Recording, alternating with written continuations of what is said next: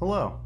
We here at Curator Video would like to give you a few quick tips to help you get the best footage for your video online research. Before you begin your call, the first thing you should be keeping in mind is the lighting on your face. You want to have enough light as to be able to clearly see your face, while also keeping in mind where this light is coming from.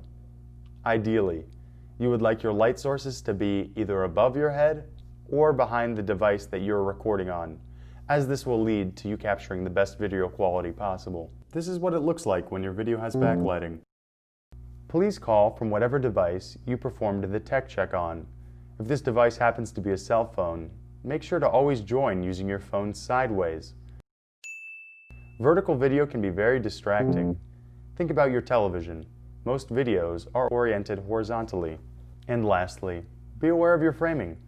Making sure you are properly framed within your video is very important. Your device should not be too high or too low. You should be well placed in the middle of the frame. And on behalf of Curator Video, thank you.